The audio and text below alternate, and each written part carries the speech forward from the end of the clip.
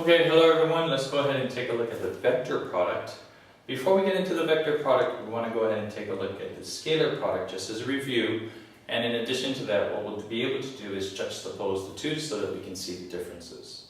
So let's start off with the scalar product. Remember, we took the scalar product for 2- and 3-dimensional vectors. And this is basically what it looked like if we just focus on the 2-dimensional version at this point. Let's go ahead and say that we have A dot B. Then that means that we can have the column form of the vectors for A dot B.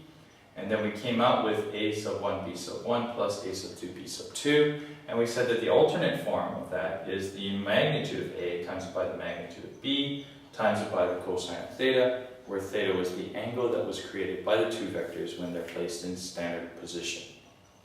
So notice that what we said is that the result, of course, is a scalar. We said that the purpose, or one of the purposes, is to find the angle created by two vectors in standard position. Because we can always go ahead and find out what this value is. We can always go ahead and find out what this value is. So that means that the only value that's remaining is theta, and we can then go ahead and find out what theta is. Okay, and we also talked about the scalar product as also the dot product as well as the inner product. And whenever we came across this notation, the way that we read it is A dot B. Now, let's go to the vector product, okay, and let's take a look at how this differs from the scalar product. First of all, notice that for the vector product, we can only use this for 3-dimensional vectors, okay, and notice that even the notation for the vector product is very different. Notice that with the scalar product, we have a dot, and for the vector product, we have the multiplication symbol. So, being that we can only use 3-dimensional vectors, we have the column vector form of A and B in 3 dimensions. And how do we go about actually calculating this? In order to do so, what we do is we just go ahead and change this particular form into a 3x3 determinant, with the first row being the unit vectors I, j, and k, the second row being whatever is the first vector, and in the third row, whatever are the values for the components of the second vector.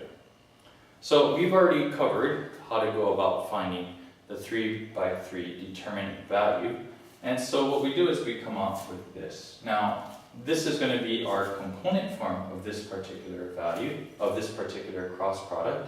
And what we're going to do is we're going to come across something that looks like this. So notice that this result is not a scalar like the scalar product. It is a vector, which is the reason why it's called the vector product. Okay, now, what does this vector actually represent? This vector is the vector that is normal to the two vectors that you started off with. Okay, so let's go ahead and take a look visually at what we're talking about here. Say, for example, that we had A, and we also had B. Notice I'm just putting them together like this so that we can see the angle that's joined by them, that's created by them. And what's going to happen then is that this vector, which is the cross product of A and B, is going to be normal to A and B.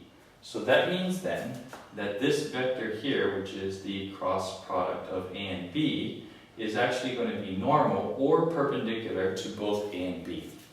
Now, the thing that you should also notice is that, well, if we go this way, if we go 180 degrees in the opposite direction, or the negative of that vector, then we should also be able to come up with a vector that is normal to A and B as well, and both of those will be possibilities. Okay, so what we're going to do then is we're just going to go ahead and write in simple notation that n vector, the normal vector, and notice again, it's a vector, the normal vector is going to be equal to the vector product of A and B. Now, I went ahead and mentioned the cross product because that's another way that you can go ahead and refer to the vector product. And oftentimes you'll hear, as I said during this presentation, that A cross B, or the cross product or the vector product of A and B, can just be stated as A cross B. Okay, so now that we have an idea of what the vector product is for, let's go ahead and apply it to a particular example to see if we know exactly how things are turning out. So let's go ahead and take a look at this normal vector, which again is going to be the cross product of A and B. And let's say, for example, that A is 1, 0, 0, and B is 0, 1, 0. So what we have then, in order to calculate what that normal vector is going to be, We use the 3 by 3 determinant, and we come up with this value right over here, of course, which is a vector. So we have 0, 0, and 1. Now, I'm hoping that everybody is able to see the connection there. If we go ahead and just think about what A is, well, A is actually the I vector, the unit vector I. B is just going to be the unit vector K. So what should be the result, if we think about this geometrically, is one I have one going along the x-axis, the other one is going along the y-axis. The perpendicular vector to both of those is going to be along the z-axis. And sure enough, this is the k vector, okay, 0, 0, 1.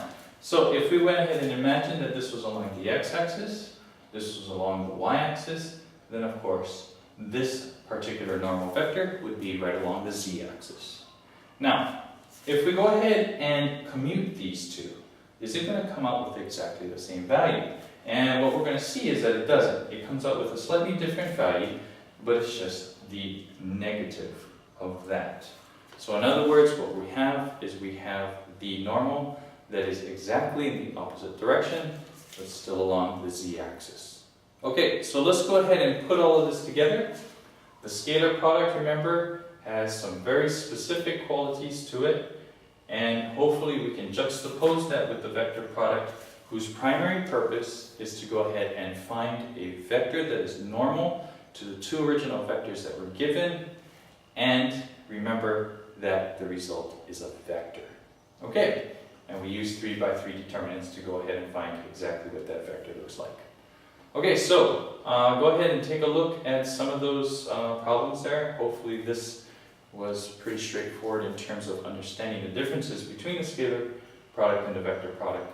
And now hopefully we'll be able to go ahead and apply some of these ideas to find out some normal vectors using the cross product. Okay, so we'll see you later. Bye-bye.